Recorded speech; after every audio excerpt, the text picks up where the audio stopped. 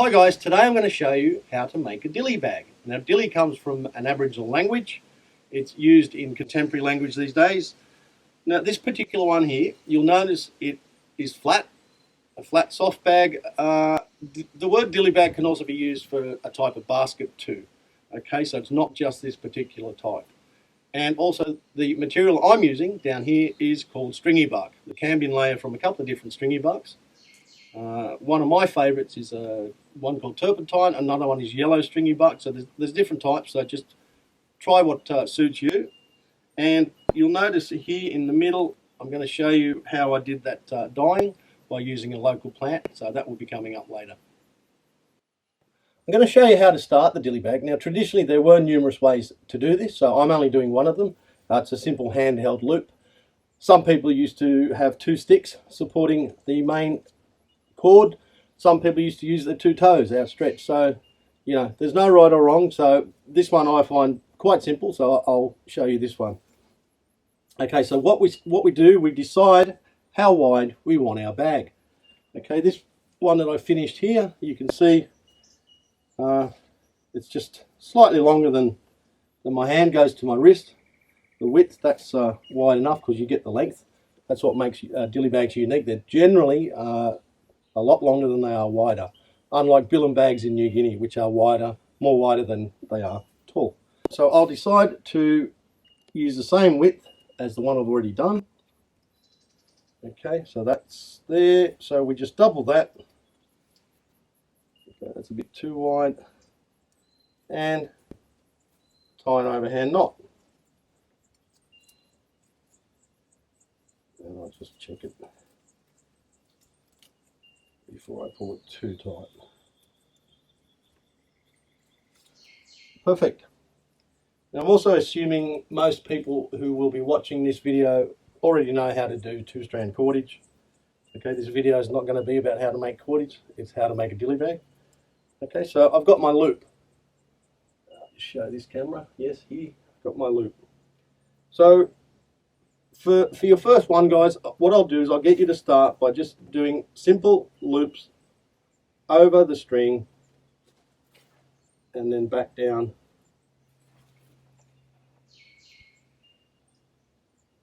as such. You can now decide how tight you want your weave for the entire bag. Can be loose, can be as tight as you want. Obviously the tighter you make it, the more material you're going to end up having to make. Okay, so I'll do a few loops so you get the idea of it. So over and then bring it back towards you.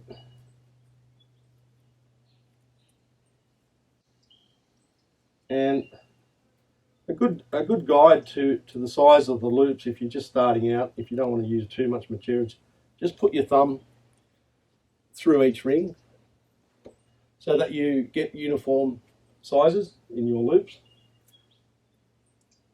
And what I'll do is I'll do a few here just so you get the hang of it. And I'm going to keep this one quite loose as a starter so you can visually see each knot so that it's not too difficult, because this one here, this is a very tight weave. I don't think the camera's going to pick up the knot so well.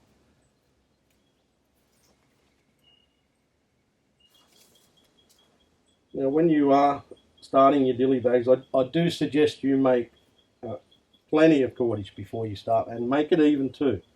Don't have different thicknesses to your cordage, otherwise you'll end up with a bag that looks a bit weird.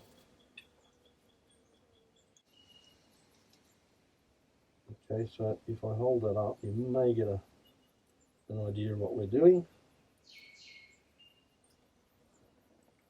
Where's that? Okay.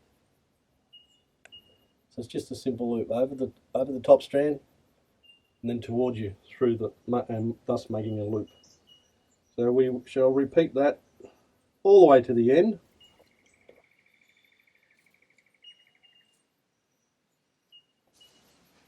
So now we continue, but we use the bottom of the loop we just formed and then keep going. So guys, I wanted to have a decorative band on this finished one in the middle, and what I decided to do was use a local material as a dye. It's a beautiful deep red colour, so have a look at this.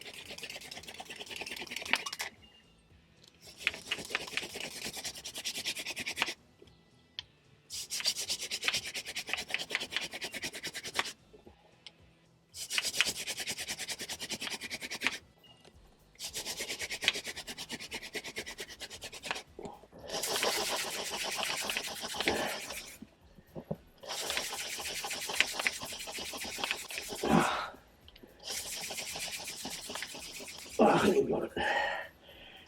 Yep.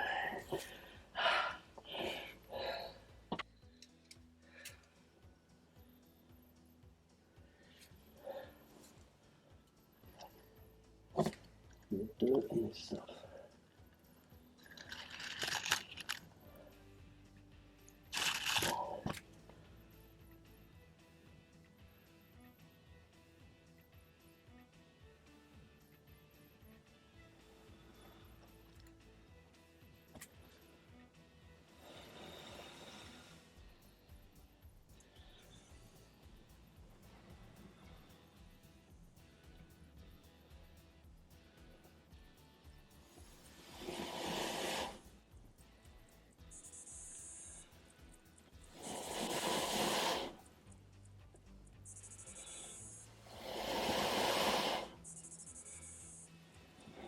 There we go.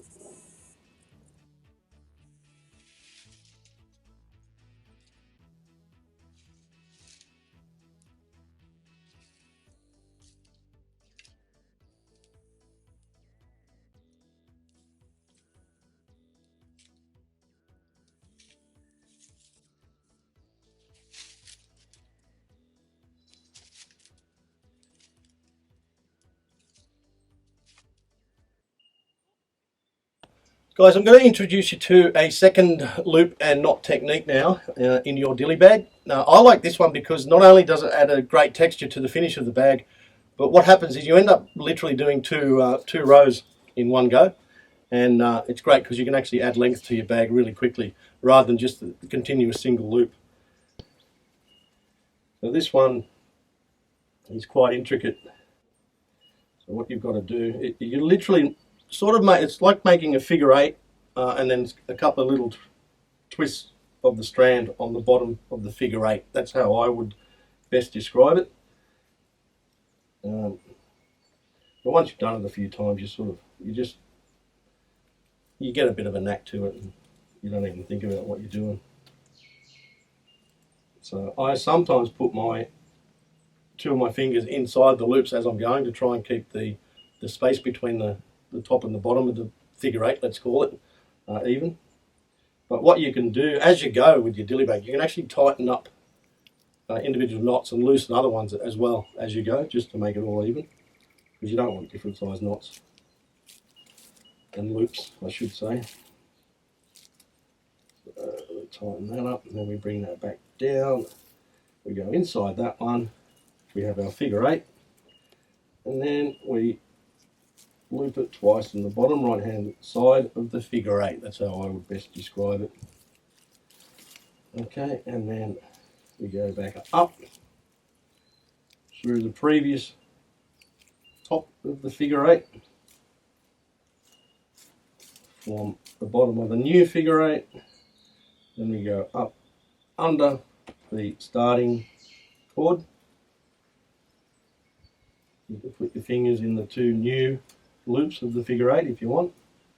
Let's see if I can get a close up. That's probably not going to show it. This one might. And then we start again. Okay, so we go back down through the bottom figure eight and two more loops.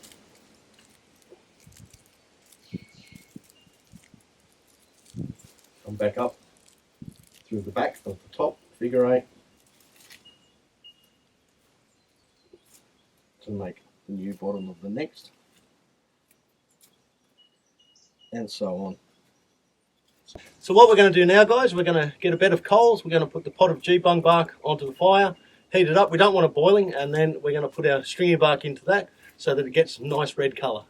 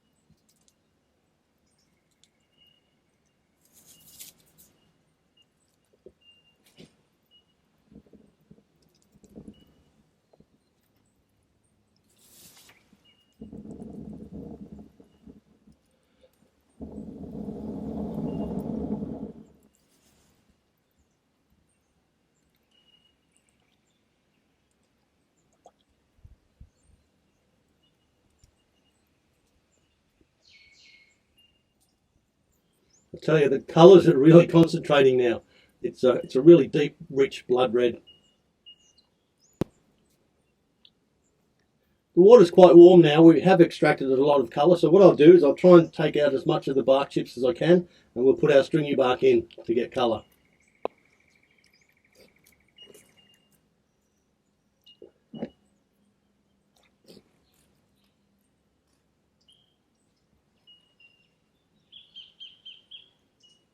Okay, we've got a few little chips remaining, that's fine.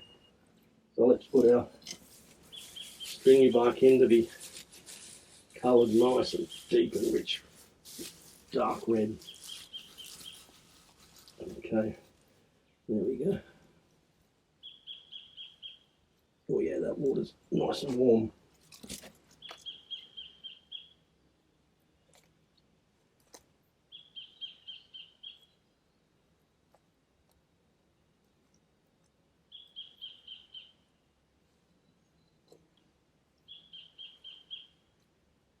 That's looking very, very, very nice and dark red.